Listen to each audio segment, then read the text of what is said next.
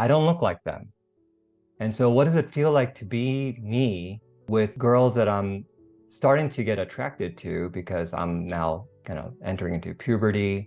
It's not that they were mean to me in return, but there was really no reciprocation for my attempts. So that would look like this. All these blonde girls are turning their backs on me, and that leaves me with just feeling like, okay, that sucks. Is it me? Did I do something wrong? Hey man, my interview with Roy Kim was awesome.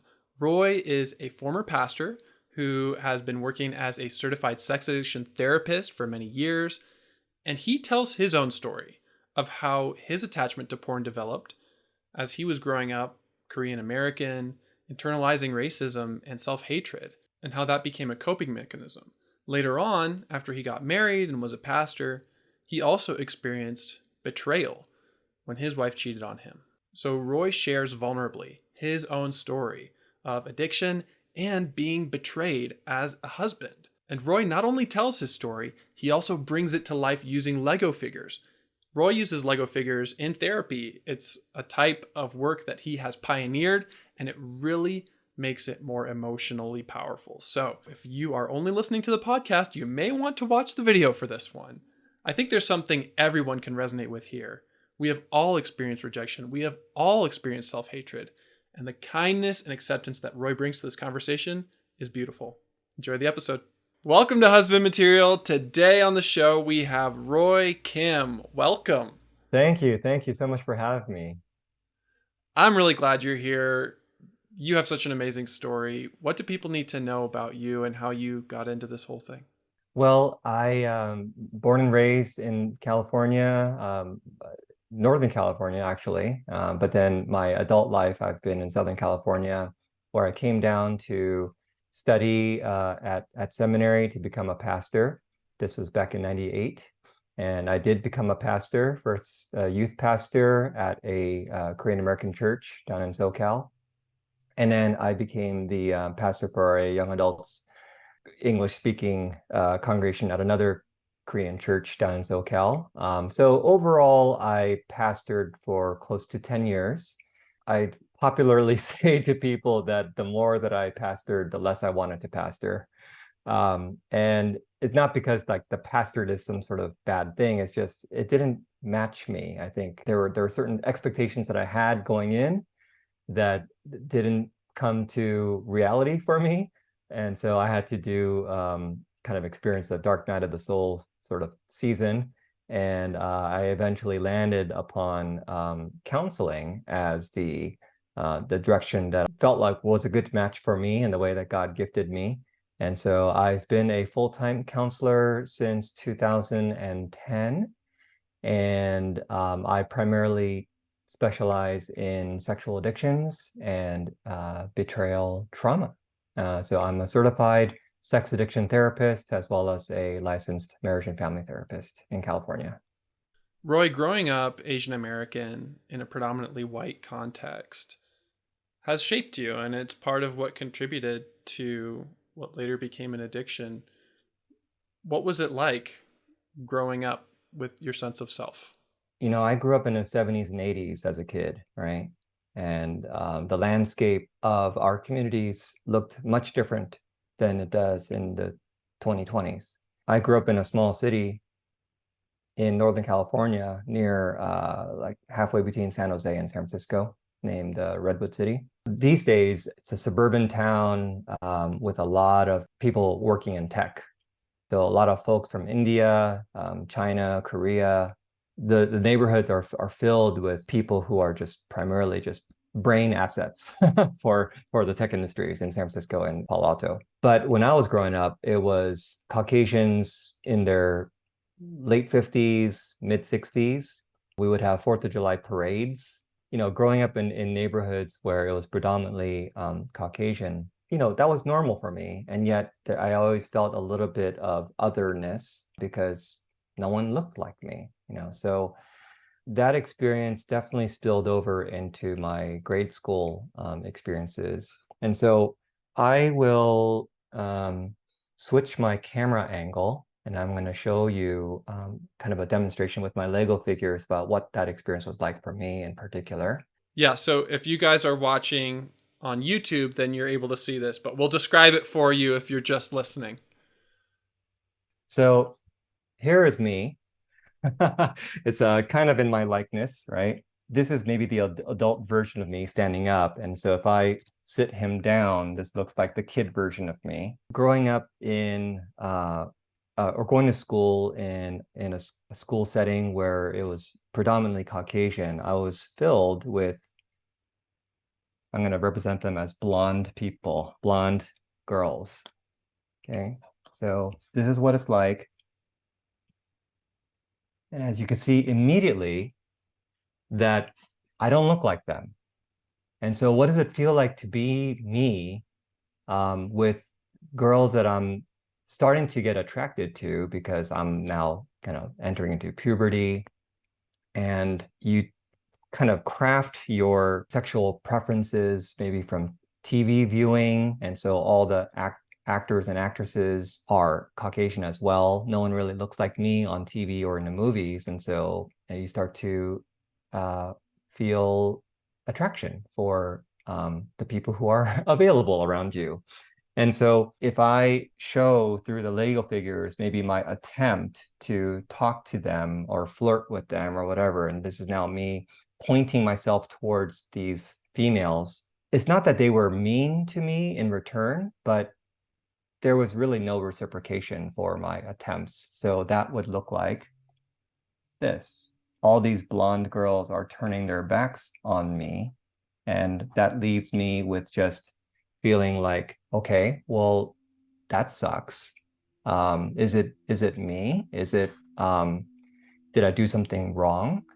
But I think human nature is, especially back in those times, and maybe to an extent these days, is that we prefer who we prefer. Sometimes it's just kind of a cultural thing when we want to be we are romantically attracted to people who look like us, who have the same culture as us. That's why we see so many Asian couple, black couples, white couples. That's just kind of what happens. But what happens when you are young and you really have no luck at all with reciprocation because no one looks like you. Even when there might be an Asian classmate who comes in, maybe she's a transfer student or something like that. And if I were to put her into the mix, there is, let's say, I'm going to put in the background some Caucasian guys.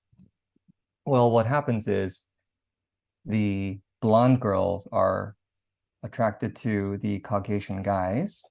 And so I'm turning the figures towards them. And even the Asian girl, because again, like the TV stars, the music stars are all Caucasian. Even they are turning towards the Caucasian guys. And so here's little me feeling like, well, what about me? So I grow up into my teen years, and this same dynamic that I just pointed out is occurring in high school as well. And so just pause and think, what does this do to your psyche as a 14-year-old, 16-year-old guy? Well, the effect isn't very good, where you're feeling rejected all the time. So I experienced what sociologists call internalized racism, right? Where I I hated my race. I hated being Korean because being Korean meant rejection. I wanted to be white. I wanted to talk white. I wanted to be like the white guys because they are the ones who seem to be getting positive affirmation from the very girls that I liked. So I had to experience internalized racism for a long time. And in the midst of that, earlier in our talk, Drew, I talked about emotional regulation. And when I felt so bad about myself, I had to find some sort of coping for my distress. And so I'm going to put this little dragon over here to represent porn and SA behaviors. And I would turn towards this as my way of dealing with so much internalized racism and so much pain of rejection. And this Godzilla figure became habitual for me because of, again, I don't blame them for what happened, but this was just the situation that I was in, and I couldn't deal with that level of distress for me. This was my primary way of dealing with it, in addition to maybe just focusing on studies and things like that.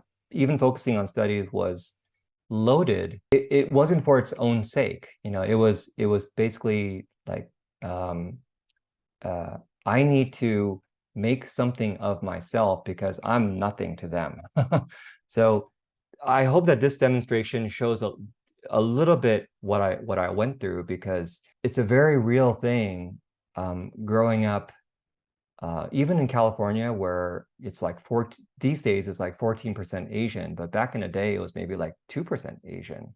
California being the most populous state when it comes to the Asian population, that's still not a whole lot. But when you compare that with other states in the US, where I think the state of Maine, I think it was like 93 or 95% Caucasian, and that means 5% is other.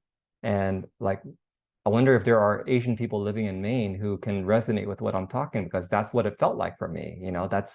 There are no people who look like you, and there's general feeling that like attracts like. So good luck for any Asian people, any Asian youngsters living in Maine who are going to have some sort of romantic luck with a 95% Caucasian population. That demonstration was so powerful. I felt my heart go out to you in compassion. Thank you. Roy, later on, you did get married. Yes. And you said that you had this fantasy of finding a dream girl. The Lego demonstration showed what it was like day in, day out as a, prepubescent, adolescent kid, now college age guy who I just grew up with a whole lot of um, low self-confidence. I was conditioned to assume that Caucasian girls would be uninterested, and now Asian girls would be uninterested, Black girls would be, and would be uninterested just because of the amount of rejection that I either received overtly or that I perceived in my own imagination that they would, reject me. It's almost like, why even bother trying, right? So to grow up with just the assumption that I wouldn't be able to find my life partner, my dream partner, and then to find someone who was in fact my dream partner, do you think I would ever let that go? Right? I think it would be foolishness for me to ever break up with her, because would there ever be a chance after her, given all the toil it took to get to that point.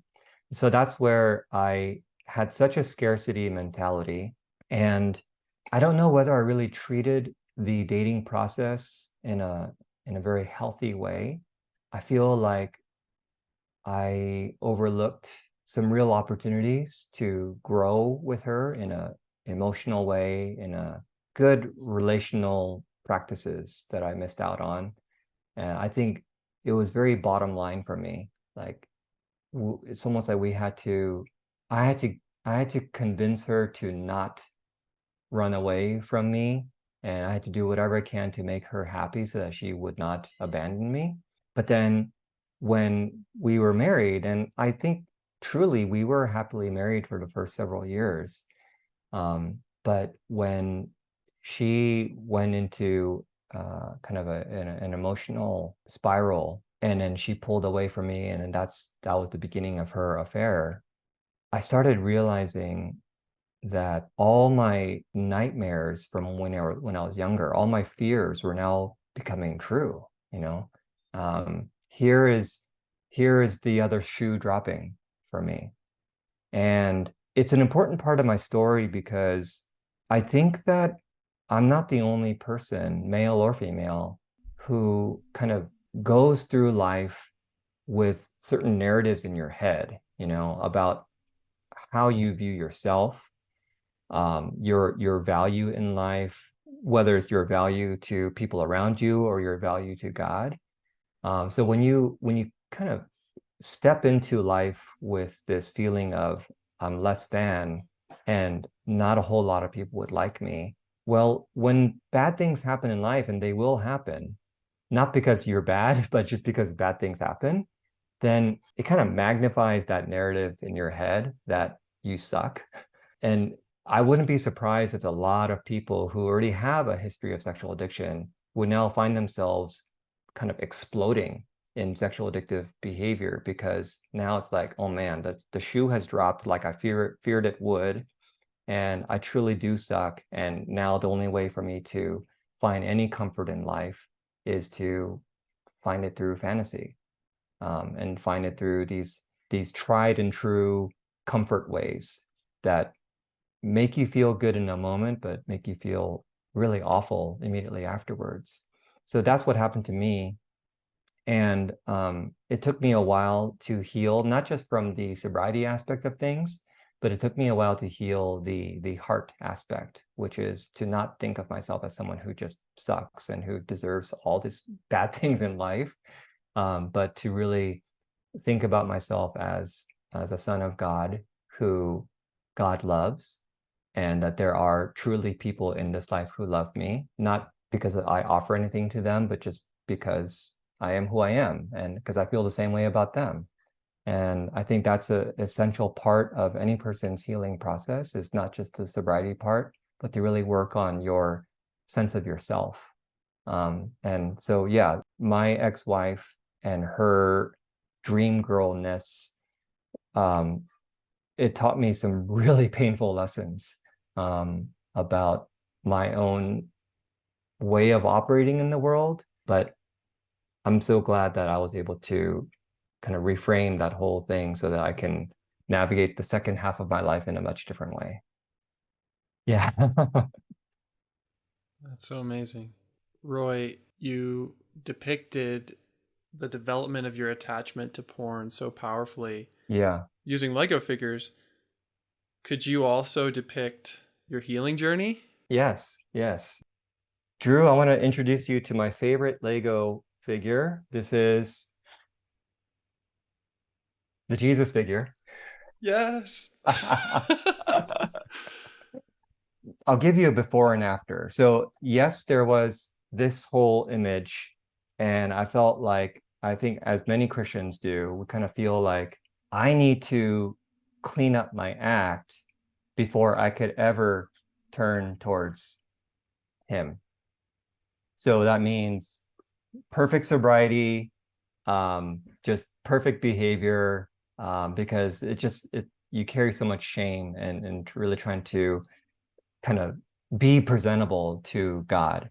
But um, rather than me trying to clean up my act, like, well, while I was yet a sinner, Christ died for me, right? And while I was still in my sexual addiction, Christ approached me. And as I have felt his healing touch, I turned towards him, and I'm able to have dialogue with him about this.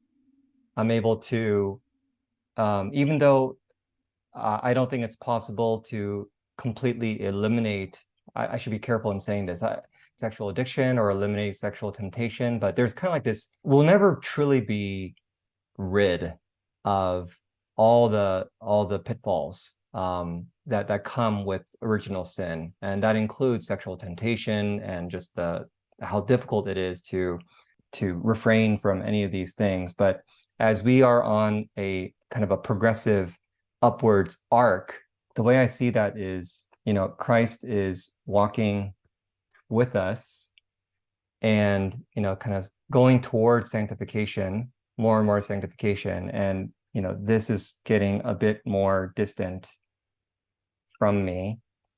So the dragon is farther away.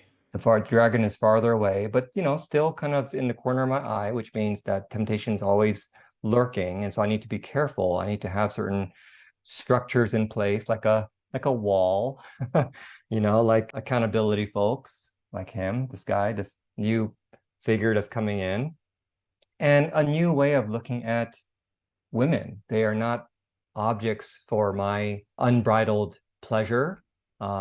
They are people who are made in the image of God. And so, we need to kind of train our brain to really view people as precious in the sight of God. And I just I depict this as Jesus partnering with me closely. And I think that's what I want to encourage people who are either watching or listening to this, that I feel that a lot of people will feel like they've got no right to call upon God for help, because their behaviors has been just so shameful. But I feel like instead, it's God's delight to draw close to us and to have us bring our sin and our addictions to his attention and asking him for help in the daily, because there's a lot of things that are required for our recovery, like a lot of courageous things, a lot of wisdom things, and we need God's help to be able to do that well and to do that consistently. We need to be able to have humility as we talk to our sponsor, as we talk to people in our accountability group, as we are honest with our spouse about things. That takes a lot of spiritual energy that God can supply. And I think it's unfair for us to just ask God to take our addiction away from us with a snap of a finger. I don't think that's the way that God normally operates, but I feel like the way that we partner with him is the way of sanctification. And so that's what I would recommend, is to people to reframe the whole journey as just another important part of our sanctification process. I love that. Yeah. Roy, we've brought up a number of really big topics in your story. Being a male betrayed partner, growing up Korean American, internalized racism, how Jesus can gently, patiently, lovingly lead us out of our attachment to porn. And there's one last layer that we haven't really talked about, which was as a pastor. Yeah. How did that affect your journey? Oh, let me just clarify for every person who has not really thought about this, that pastors carry any unaddressed sexual addiction that they've had since they were young into their adult life and into their pastorate. It's not as if getting an ordination or putting on the collar or the suit or whatever it is that you wear, the Hawaiian shirt. It's not as if, like, having the title of pastor now eradicates years and years of sexual addictive history. So for me, what that looked like was, my sexual addiction was never addressed. I didn't reveal it to anyone, and I never sought help for it. I just sort of felt shame about it, and I would ask God to take it away, but God didn't answer that particular prayer. And so when I was pastoring, I experienced a lot of stress because I felt like my weekly messages needed to be very impactful all the time. I felt like it was up to me for it to be impactful. Um, there were a lot of meetings to facilitate. There were tasks to delegate. There was vision casting to do. There were unhappy people. There were just a lot of moving parts and things that were very stressful for me. And I didn't know how to handle that other than by defaulting to my old sexual addictive behaviors. So if you can imagine, Drew, this is again like in the late 90s and early 2000s, me, having my computer on and then still using dial-up, the dial-up modem. Yes. Yes. And I had, my set of Word biblical commentaries open. I had my NIGTC. I had other commentaries that just allowed me to understand the scripture better as I was preparing for a message. And then I would have a couple of tabs open on my computer. I would have StarCraft, which is a Blizzard entertainment game that was very popular back in the day. Um, and I would have porn. I would have porn, whether it was in the form of a DVD that I was playing through through Netflix subscription. This is prior to streaming. This was the red envelope, and I would actually queue up sexually explicit DVDs to come to my residence in these red envelopes, and I would play them on my computer as shamefully my break time from my sermon prep. Again, it's me bringing into my pastorate life um, all the unaddressed sexual addictive behaviors in the history.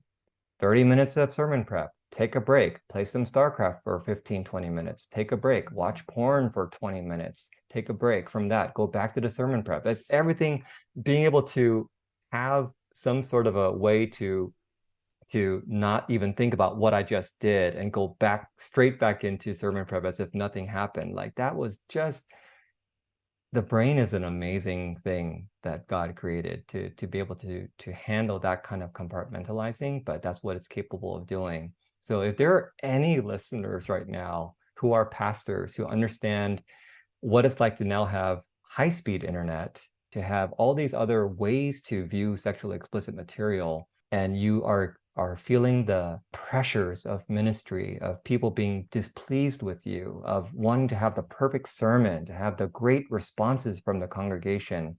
Yeah, it's a real thing to have that pressure and to carry with you all these old behaviors.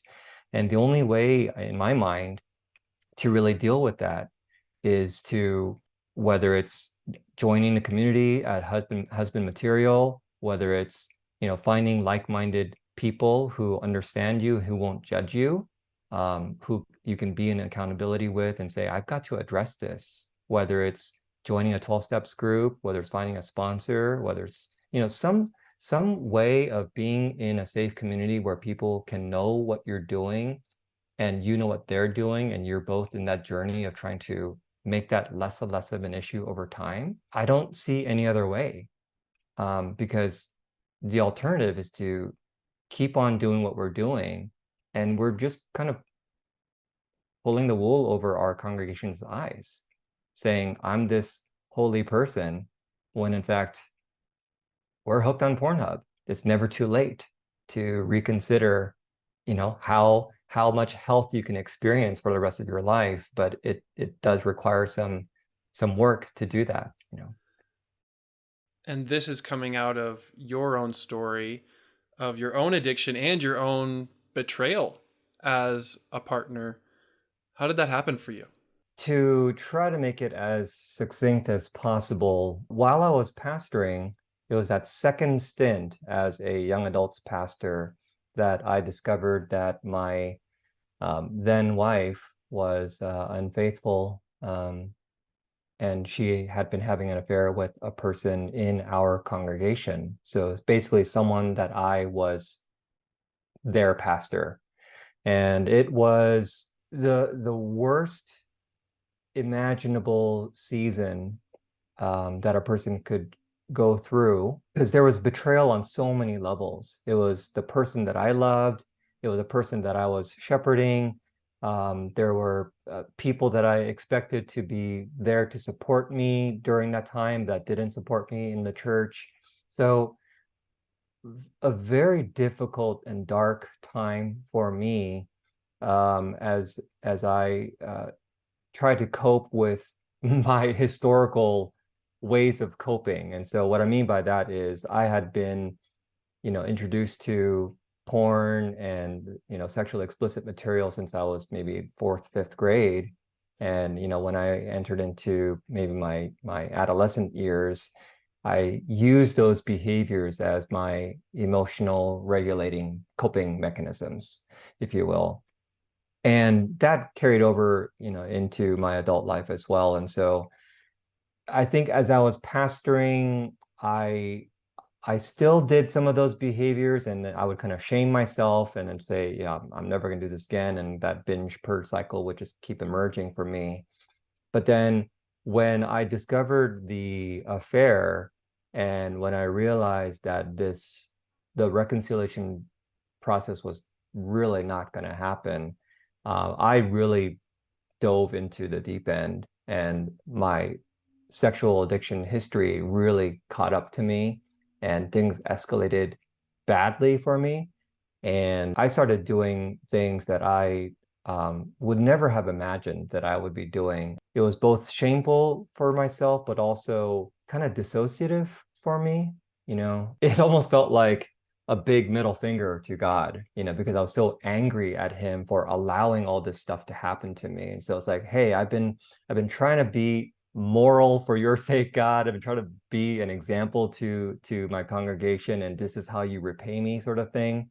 I've been praying for you to do this XYZ for my life and to repair these things, but this is how you answer these prayers, God. Well, hey, if you're not going to support me in this, then I'm not going to be in alignment with what you want from me. So it's a very kind of a reactive juvenile way of dealing with life, but that's what I did.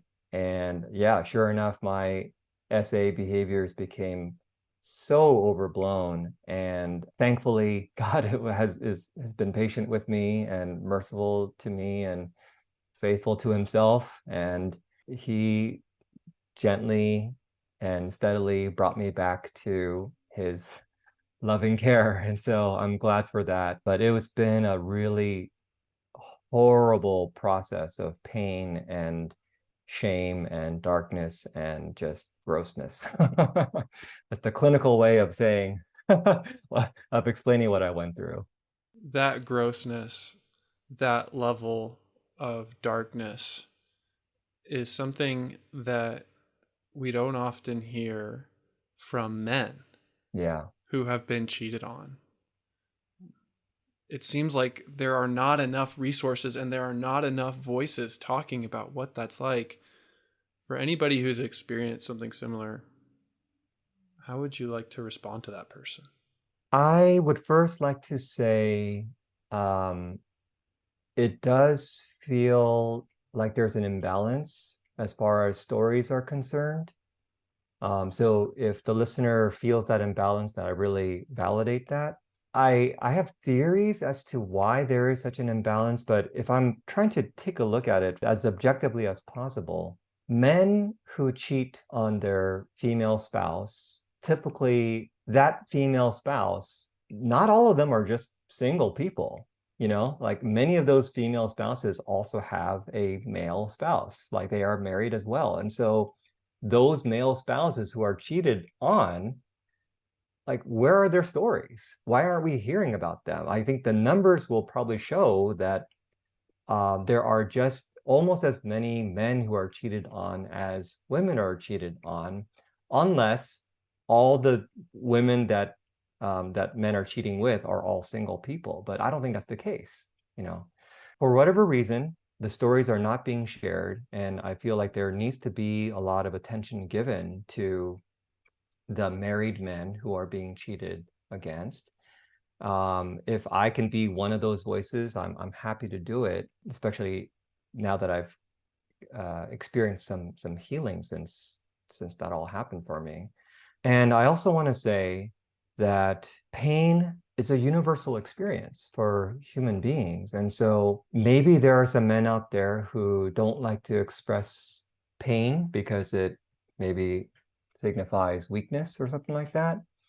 But I think if Jesus is our main model of humanity, you think about how he expressed his pain. He expressed it in private, he expressed it in the company of his friends, he expressed it publicly, hanging on the cross, emotional pain, physical pain.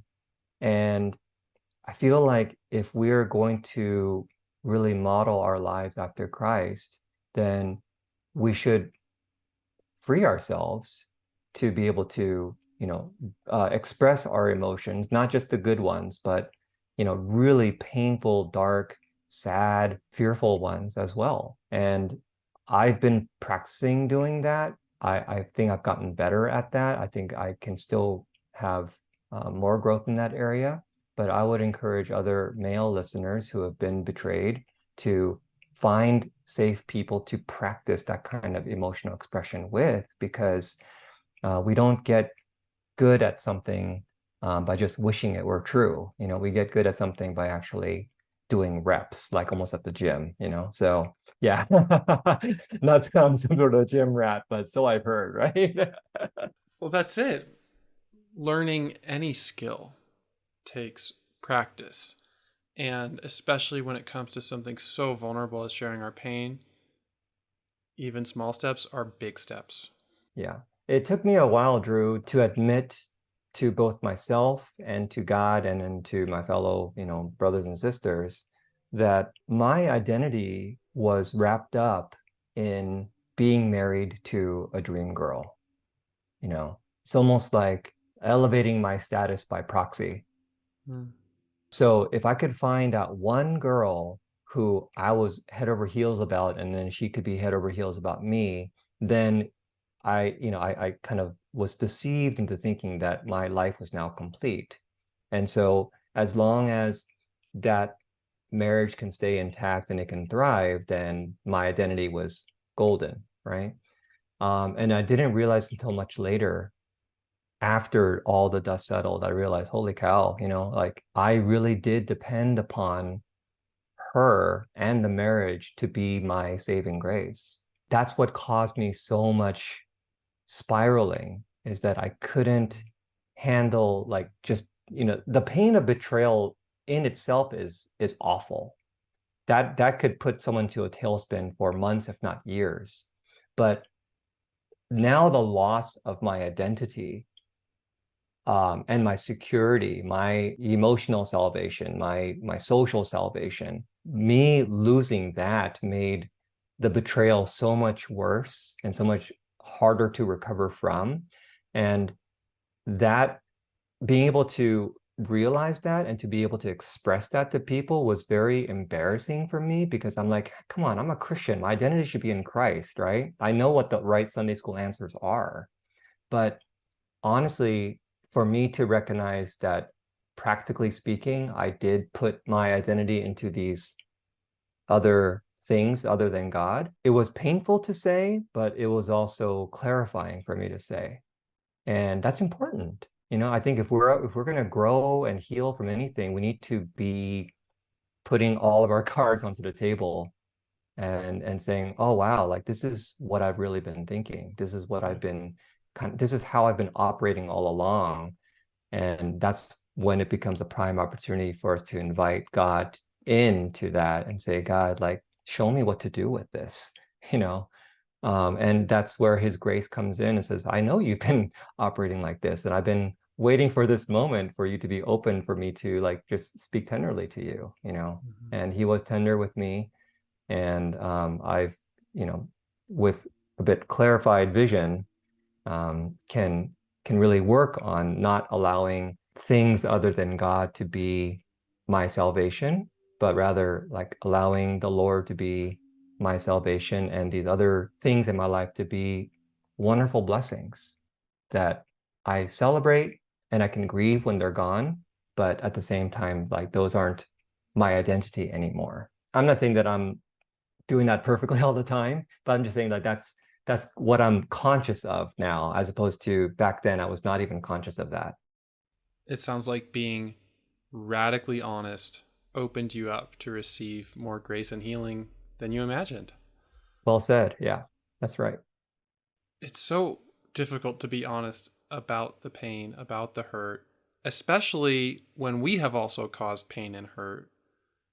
I wonder if some guys might be thinking, well, I can't allow myself to say I was betrayed or to talk about that. I wonder if some guys might be resistant to identifying as betrayed when they have also engaged in unwanted sexual behavior. Yeah, that's a real tricky one. I have some opinions about that. I think there's such a thing as healthy compartmentalizing. I guess what I mean by that is that not everything gets lumped into one bucket all the time.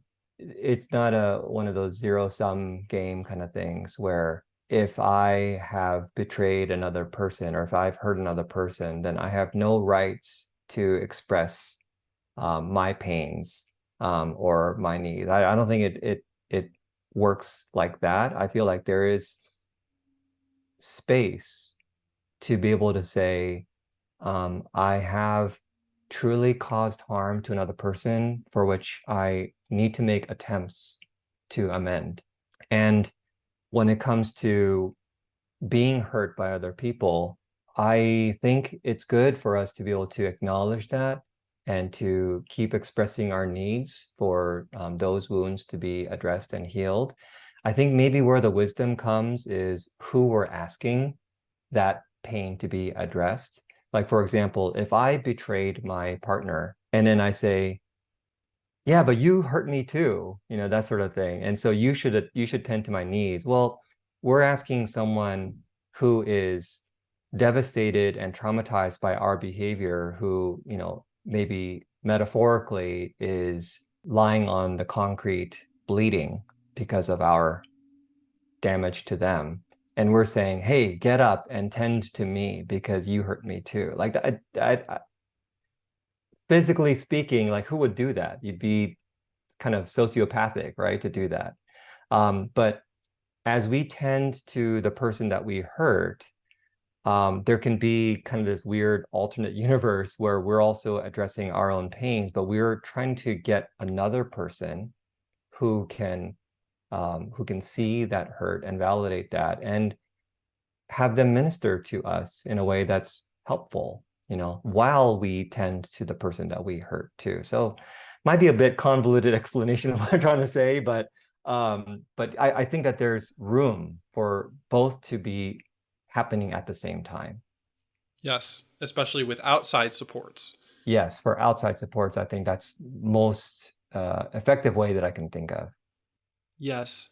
And it can be so frustrating when we're learning a lot about freedom and healing in isolation versus taking these steps in relationships with others. That's right. And that can be so hard when we have experienced rejection and betrayal and shame and self contempt. That's right. That's right. Roy, to me, you are evidence that all of that can be overcome. What would you say has made the biggest difference for you in your years of moving into healing? Honesty with myself, honesty to God, honesty with first the key people in my life.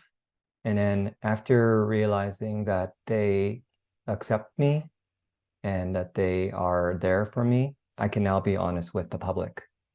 Jay Stringer talks about self-hatred as being one of the biggest factors for our sexual addiction, much more so than just like pervertedness or horniness, right?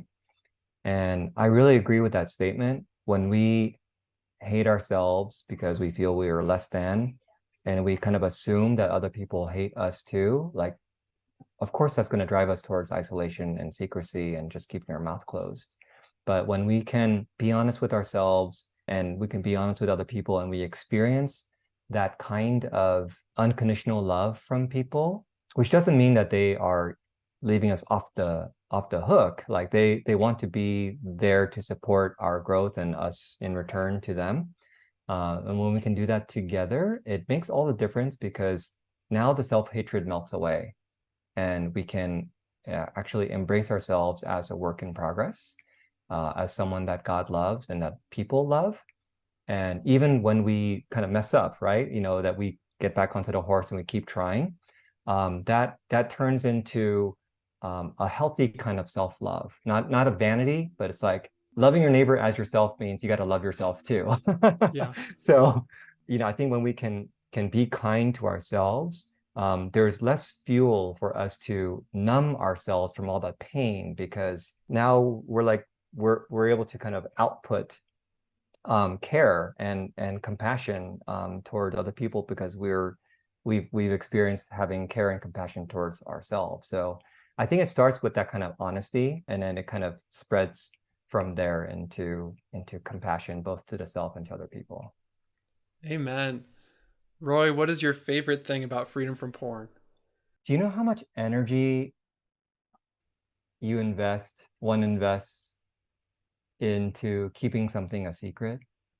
I mean, I feel like all that energy has been re-diverted into um just enjoying simple things in life. You know what it's like to have your phone lying about, and if your kid or your spouse like says, "Oh, can I check your phone for something?" It's not, not to check up on you, but can I check it for whether this one app is showing what I'm showing on my own phone. And if I'm trying to be secretive, like, no, no, don't open my phone. I'm now focused on trying to prevent damage towards myself, right? Because I have things to hide in my phone. But if you are freed from porn and freed from that kind of lifestyle, then when your kid asks you, when your spouse asks you, when your friend asks you, "Oh, can I check your phone for something?" You're like, "Of course." Why? Because I've got nothing to hide. And so, yeah, to free yourself up from that kind of anxiety, that kind of tension is priceless. If I go on to an interview like this, if I'm going to be asked by someone else at church about something, I'm like, "Please don't ask me that. Please don't ask me that." There's a lot of tension and anxiety there as well. But like, I'm at a place where, because I have my people in my corner, and I know that God's got my back, and I have compassion towards myself, I can speak freely about myself without fear of judgment and shame, at least not crippling judgment and shame, maybe a little bit of judgment and shame, but I can get over it. Yeah. Yeah. And it's a wonderful feeling to just feel liberated, not just from the behavior, but liberated kind of in daily living. It's a great feeling. And I hope that listeners and viewers can experience more of that as they keep going in their recovery journey. And yeah, Drew, I think that you and I are both involved in this process of spreading the word about this, and starting the conversations about this. And I hope that people see the spaces that you create as well as something to really invest their time and energy into, to find that there is vast potential for a person to feel more and more liberation in this area. And it'll be surprising. I think there are things that they had never expected them to benefit from, because of the freedom from porn and all that stuff. I think God's amazing in that way. He gives us surprises that we never would have expected. It's so true. Thank you so much for being with us. Oh, thank you, Drew. It's a pleasure being on your show. Let's pray that this is the kind of conversation that leads to growth for a lot of people. Absolutely. And if you guys would like to connect with Roy and learn more about him, go down to the show notes and you'll find all his information. Always remember, you are God's beloved son. In you, he is well pleased.